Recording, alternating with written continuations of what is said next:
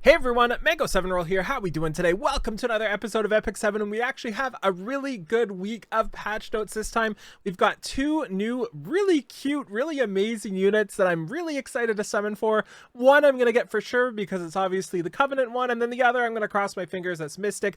I'm about 100 away from Pity, so I need to get lucky as always. But first off, the password to the gift box is Astromancer. Get your 300k gold and 3 leaves. And let's just jump into this here. So the update summary, just to give you an idea of what's coming. We have Lua, the new hero. We have Astromancer Elena, and I love her hair so very much. We have the new side story, episode 4, chapter 9. We then have the amazing Apok Ravi avatar of Bloodlust skin. They're not going to show us a video of this yet. I'm guessing it's just not done. But we do have a picture, World Arenas ending soon, an insane ring that's coming along, and then balance adjustments. So first off, we've got episode 4, chapter 9, Wicked Land. Yeah! Out of curiosity, let me know in the comments below, how many of you look forward to the lore? Are you like super stoked about it? How is this episode comparatively to other episodes? I'm really curious. I kind of fell off on the lore in this game a while ago, and I haven't been paying attention to it, so I'd be kind of curious to see. We then have Lua here, and let's just watch the video, okay? Love her VA, love everything. Let's just watch. Don't worry. If you just do what I... Don't worry. If you just do what I say, you can have everything your heart desires. I love this type of character. Pitiful thing. Yeah. Suffer an eternity of pain. Yeah, I will. It's all My going favorite according kind. to plan. So Jennifer I Bell, feel good about it. really amazing job in this video here. Really impressed with this. Some of the art is just insane. Definitely watch this. I will link it in the description down there below. And let's get into her stats and stuff here. And she is a Ice Ranger, which I wasn't really expecting, but it is what it is. She also has the critical hit chance imprint. We then have some stats here. Sorry, this is a little wonky today. Go like this. That's showing up okay. Yeah, it's good enough. So we have the stats here. We have 120 speed, 611 defense, 6k health, 993 attack, so gonna be doing a little bit of everything, and imprint concentration of 27 effectiveness here. Okay, we have our skill 2 here, and this one dispels 2 buffs and then puts the enemy to sleep for 1 turn, and it also grants an extra turn to the caster. Do note there's no chance to sleep, so this is a 100% chance. You just got to dodge that 15%, of course. Her skill 3 is kind of an interesting one. It's called Sweet Talk, and it does a lot of stuff. So let's just read this. So first off, it dispels 1 buff from all enemies, and it also you started off with dispels 2 buffs at the first. So if there's somebody you really need to get that 15% dispel off of, you have 2 chances, right? You have 1 dispel, then 2 dispels. And then it also pushes back skill cooldowns by 1 turn, and it also inflicts Beguile. And what Beguile does at the end of the turn, anytime there, or at the end of the turn, deals additional damage to the allies of the target except for the target. So if you hit 1 person on their team, it does 10% damage to the other 3 people. And also, heroes only, of course. Can't use this on PvE because why would they let us? It also increases the speed of all allies for 2 turns. Really great buff. This also ignores ER, which is pretty sick. You wouldn't be using this for Beguile, I don't think. You'd be using this for the skill cooldown, right? Like, that's still pretty insane to be able to push that back and dispel from everybody. Pretty impressed with that. And then our skill 1 is a defense break up to 50% chance with Folding Fan. And then we get some pretty nice stuff here. This is Spatio-Temporal Fan. The art is quite beautiful, actually. And we have just... My head is in the way today. Head, go away. You can read it anyway. So this increases effectiveness by 20% flat. And after you use a non-attack skill, has a 100% chance to grant stealth to the ally except for the caster with the highest attack for 2 turns. And only activated once every 4 turns. So this is pretty bonkers, being able to stealth somebody with high attack like that and not have them have to use the artifact. Pretty impressed with this, but of course you need level 30 to get 100% chance, otherwise you're not going to have like super reliability, right? Yeah, she looks pretty cool. She's coming pretty soon as well. I'm really excited for this, but I'm more excited for Astromancer Elena. So let's go watch her video because I'm I really like this one. I'm really I want this character a lot. When I speak, you listen. Okay, When I move, you follow. I'm coming. Thus, you will prove your I'm faithfulness. faithful.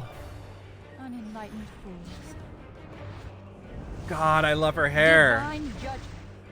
It's so cool. Only through the will of the stars do we find salvation. Okay, so absolutely beautiful. Okay, now let's take a look at Astromancer Elena's stats. I'm stoked for this. We have a attack percent imprint in the back 2 slots. We also have 115 base speed, pretty low defense, pretty average HP, decently high attack, which is kind of weird. 27% crit rate as well as a base, and self imprint of attack percent. And she also gets a crit damage awakening as well. And then Enrage Star's Retribution. Okay, so this does all the things. So attacks the enemy with the energy of an Enraged Star, decreasing buff durations by 1 turn before restricting them and making them unable to counterattack for 2 turns. When using this skill, it increases the hit chance by 35% to help versus Violet and other people, and also it can't trigger a counterattack. So basically, trying to counter the counter meta, obviously, all of the things here are pretty nuts. So, and you can also soul burn to have everybody restricted, everybody unable to be counterattacked. Pretty nuts, and I'm pretty happy with this, and I cannot wait to use it if I get her. We have Disciple of the Stars, and this is whenever an ally attacks outside of the caster. If the target has unable to be counterattacked, it activates Worship Me, and Worship Me can only be activated once every 4 turns, and Worship Me increases CR by 15%, and also 4 turns is interesting, but 10 souls I guess is why, right? Like, I feel like if it was just a CR, it'd be 2 turns, but with the 10 souls every 4 turns. So I imagine she's going to be some form of cleave with her or something like that, right? And then we have her skill 1, Melody of Damnation, which just deals increased damage when the target has a debuff. I'm not sure about this skill specifically because in the video she didn't really do much damage at all, and she crit every time, so I'm kind of not expecting it to do much. We then have the World Arena season ending on the 15th. Make sure you get this skin because the skin is amazing. I love this so much. I think it's super cool. I love the tan skin, and it's called the Avatar of Bloodlust. Like, how cool is that? We then have the E7 Championship ring, and this ring is also insane. So this is 9% health, 6% crit chance, 8% crit damage, and 5 speed with an attack percent main. And do note that you're not going to be screwed by what this rolls into, right? Like, if you roll all health, you're fantastic. If you roll anything, you're fantastic. If you split it all 4 up, you're also happy. The problem with stuff like this is low rolls. So I saw a lot of people in chat being like, oh, it's just all going to roll into HP anyway.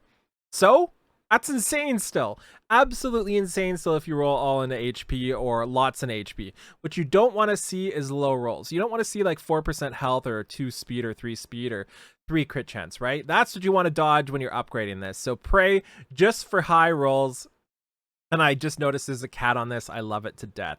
And you're going to be able to get this until basically a year from now, so you're super fine on that. We then have the September balance adjustments coming in. We already talked about these extensively. We pre-tested Ravi to literally 0 success, and we'll try these out after. I'm pretty excited to try Hassal out. Then we have a new UI improvement that allows you to show the expressions everywhere, so you can show it in after battle, you can show it in your little settings area like this. Everywhere where it shows it in the combat screen, you will see the new facial expressions you have on, which is awesome. We then have portrait mode to allow players to view the artifact illustration more closely. So go zoom in on that Chatty, go zoom in on that Rihanna and Luciella. We then have UI improvements here to show the currency. I've always wondered why it doesn't show me how many leaves I have, and now it's there, which is awesome. Then I have drop rate up for Isaria, don't pull for her with Lua coming. Drop rate up of Sez, don't pull for him with Lua coming. Drop rate up for Lilibet, don't pull for her with Lua coming. And then we have drop rate up for Lua, pull for Lua, and her spatio-temporal fan. Finally, we have the Mystic Summon rotation here, which is Astromancer Elena and Wanderer Silk, and it's going to be on the 13th, so about 2 weeks from now. And do remember the password to the box is Astromancer as well. And that's going to be it for today. I hope you enjoyed this. Thank you so much for watching. Feel free to like, comment, subscribe. As always, let me know what you're most excited for in the comments down there below. And I will for sure be plus 15ing both of these units if I can get them. Bye, everybody.